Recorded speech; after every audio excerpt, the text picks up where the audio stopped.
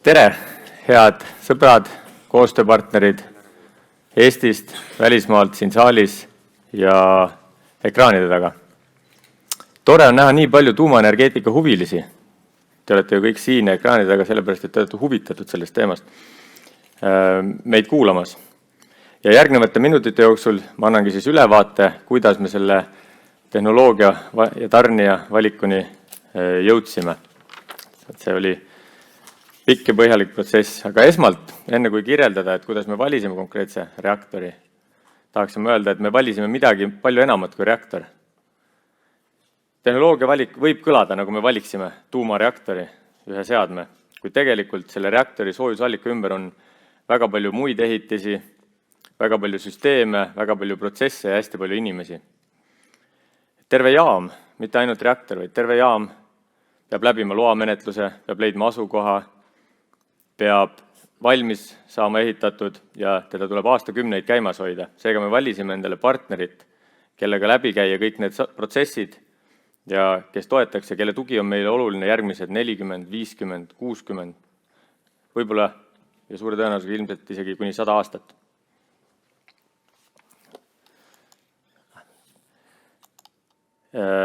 Fermi Energias me oleme tehnoloogiat tegelikult väga pikalt juba uurinud, Fermi Energia asutamisest saadik. Aastal 2020 oli IAEA hinnangul väikereaktorite erinevaid disaine meil maailmas üle 70.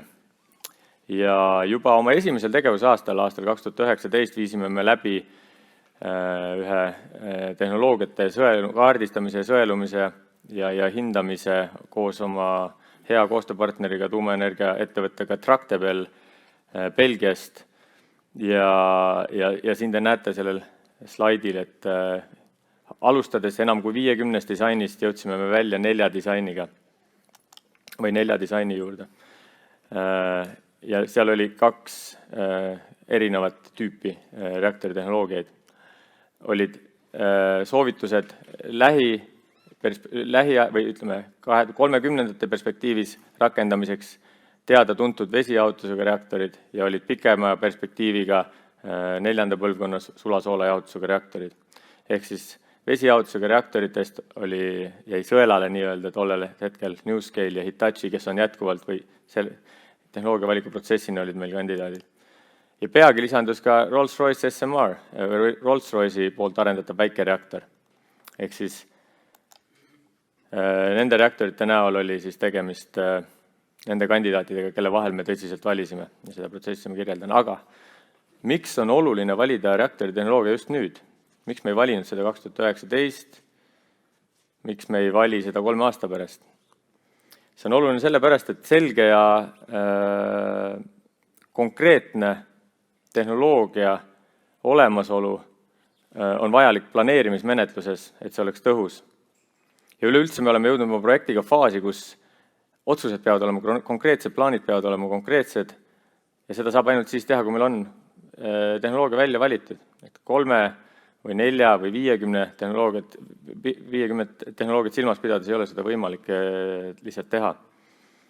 Seega esmalt seisavad ees asukoha valik ja planeeringud, seejärel tuleb läbida ohutusanalüüsid ja loamenetlus.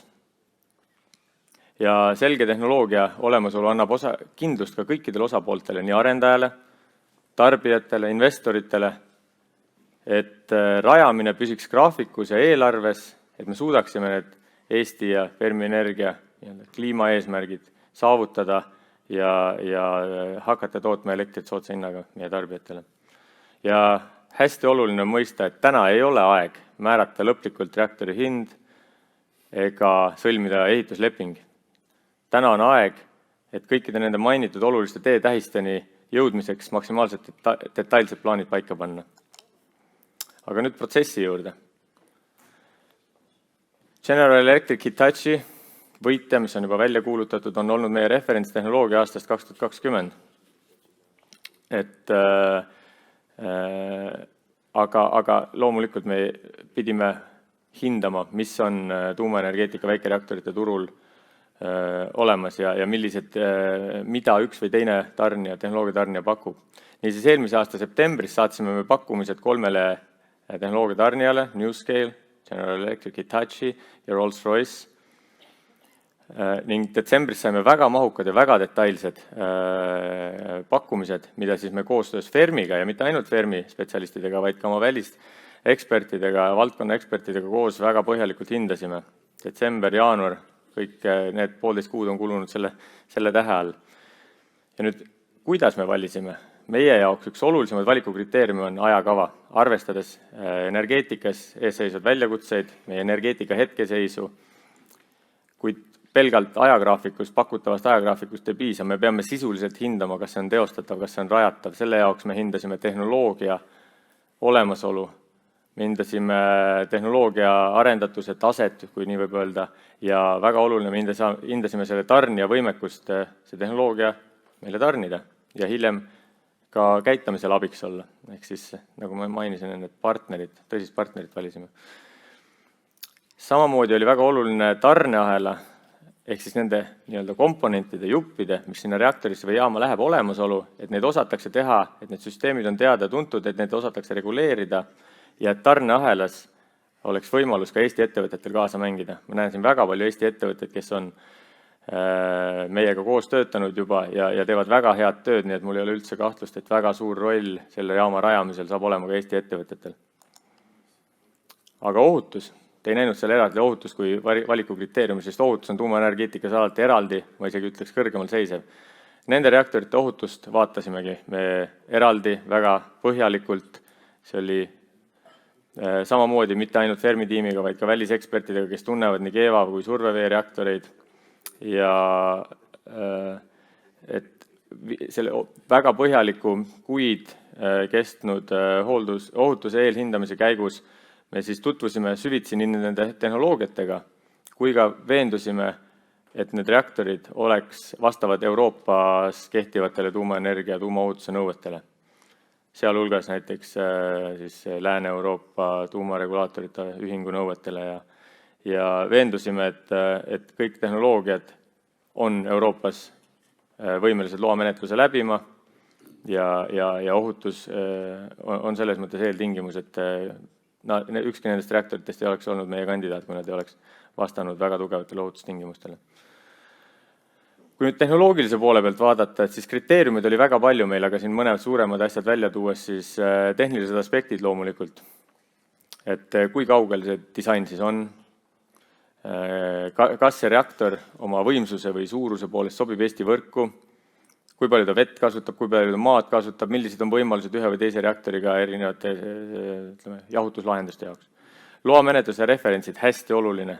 Me ei hakka rajama Eestis esimest korda mingisugust tehnoloogiat, mingit jaama või jaama, mis kasutab mingit tehnoloogiat. Me soovime, et see protsess oleks läbi käidud, me õppetunnid oleks õpitud ja me saame koostöös siis esmarajajatega nii regulaatori kui ka arendaja võtmes minna ja rajada seda Eestis. Ja me kuulsime väga suuri numbreid, et Euroopas me ei olegi esimeste hulgas või vähemalt me ei ole ainukesed. Ehitus- ja kasutuslubade olemasolu on väga oluline, see, et disain oleks sertifitseeritud, on väga oluline. Ning komponendid ja ehitatavus, see tuleb ju rajada. Komponendid tuleb kuskilt osta, need tuleb valmistada, et nende kvaliteedist tuleb veenduda. Seda kõike me küsisime üsna detailselt peaaegu, et komponent haaval. Kütuse tehnoloogia, kui jaam töötab, seal muud sisuliselt jaama eluajal midagi olulist ei toimu peale kütuse vahetuse. Regulaarne rutiinne hooldus, aga hea kvaliteediga on võimalik selle vajadus viia miinimumini, kuid kütust tuleb vahetada ja kütus on väga oluline tuumajaamas ja kütus peab olema olemas. Meil ei ole aega hakata töötama välja uusi kütuseid. Ning käitamine elutsükkel. Me tahame toota selle reaktoriga stabiilselt pikalt elektrit. Järelikult me küsisime ka vastavaid küsimusi. Ja tehnoloogilistest aspektidest vaadates see lõpphinnang meie meeskonna ja ekspertpartnerite poolt oli, et kõik tehnoloogiad on ohutud ja töökindlad.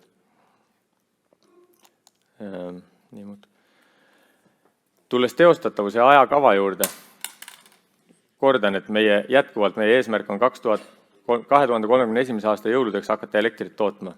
Selleks me küsisime erinevaid küsimusi siis tehnoloogia tarnija võimekuse osas selles ajagraafikus püsida. ja üks olulisemaid kriteeriume, kuidas vastata sellele küsimusele, on olemasoleva kliendi olemasolu ja käimasolevad loamenetlused ja nende staatus. Et me jälgime väga tõsiselt või hoolekalt neid protsesse. Mis siin pildil on X300 ehitusloa taotlus, mis on sisse antud Kanada regulaatorile, siis Kanada energiaettevõtte OPG poolt. See on väga mahukas dokument, see tähendab seda, et disain on selles astmes, et teda saab, tema ohutust saab vaadata. Reaktori projekt on valmis. Detailid, kuhu tuleb üks kivi või kuhu tuleb adminhoone või mis, need loomulikult selguvad, kuid reaktori kui tehnoloogia projekt on valmis. Ja majanduslikud küljed, nendest ei saame üle ega ümber. Loomulikult on väga palju detaile, mis tuleb veel välja selgitada ja mida ei saa siin rääkida, kuid meie jaoks on oluline, et me oleksime võimelised selle tehnoloogiaga pakkuma soodsat ja kättesaadavat elektrit iga ilmaga. Selleks tuli hinnata kapitalikulusid, kuidas need ajas siis tekivad ja samamoodi vaadata ka käidukulusid või opereerimisfaasi, sest et me jaama ehitus on 3-4 aastat, kuid 60 kuni võib-olla 80-100 aastat tuleb seda jaama käitada, ehk siis see on koht, kus tegelikult, mille kulusid tuleb väga-väga hoolikalt vaadata. Ja nagu ma enne mainisin, Eesti ettevõtete kaasamine ja lisandväärtuse koha peal loomine oli oluline argument meie jaoks. Ehk siis kokkuvõtteks, jaama õigeaegne või tehnoloogia õigeaegne valimine on väga oluline, et me suudaksime hoida fookust ja selgust eelseisvates etappides, planeeringutes, loamenetlustes, ohutushinnangutes, asukoha leidmises. Me kasutasime väga põhjalikku meetodit rahvusvahelise aatomienergia agentuuri poolt heaks kiidetud meetodit, kuidas seda tehnoloogiat valida. Meil olid omad kriteeriumid, Eesti-põhised, Fermi Energia spetsiifilised, kuid põhjalik meetod oli põhjalik, saadud pakkumiskutsed, mille alusel me hindasime, olid väga detailsed ja kvaliteetsed. Ja me võime öelda, et kõik tehnoloogiad olid kõik pakkumised olid väga head, nad põhinesid küpsetel tehnoloogiatel, mis oli meie jaoks üks olulisemaid kriteeriume. Ja me oleme veendunud, et kõik reaktorid, kelle vahel me valisime, on ohutud ja töökindlad. Kuid, nagu on mainitud juba, võttes arvesse Fermi Energia kriteeriume, mida ma kirjeldasin, ja arvestades seda energiasüsteemi või energeetika probleemide või väljakutsete akuutsust, siis meie poolt Fermi Energiale ja Eestile osutus võitjaks General Electric Hitachi X300. Ja mis nüüd saab edasi? Jõudmaks selle eesmärgini, toota elektrit jõududeks 2031. Me peame läbi rääkima nüüd detailsemad lepingud, ajagraafikud, tehnoloogia tarnijaga ja jaotama, tegema tööde jaotuse, finantside jaotuse, riskide jaotuse paika. See on projekti arendusfaas, millesse me astume sisuliselt täna. Meil on tarvis tuvastada asukoht. Tehnoloogia peab olema konkreetne, aga lõpuks peab olema ka asukoht valitud. Selle jaoks on väga oluline, et me saaksime siin Eestis viia läbi planeeringud tõhusalt. Et me oleme kuulnud meedias ja igal pool planeeringud ei liigu nii sujuvalt, kui energeetika seda vajaks, kuid see on koht, kus me saame parandada. Ja meie püüame seda protsessi tõhustada omalt poolt nii palju, kui me saame, eelkõige tuues lauale konkreetseid plaane, tehes selgeid valikuid. Ja sellele järgneb siis tehnoloogia nõuetele vastavuse, kontroll, loamenetlus Eestis ja üleüldiselt Euroopa kontekstis. Me ei pea seda üksi tegema. Ning inimressursi koolitamine, mis on alanud, mis käib, koolitused ja haridus ja koostöö välispartneritega, välisülikoolidega on väga oluline. Et tööd on palju tehtud, kuid väga palju tööd on veel ees. Ja mul on hea meel taaskord tänada kõiki, et te olete siin saalis, olete tuumahuvilised. Meid ei ole vähe, neid, kes huvituvad sellest tehnoloogiast. Et me saame hakkama. See on minu poolt kõik. Aitäh!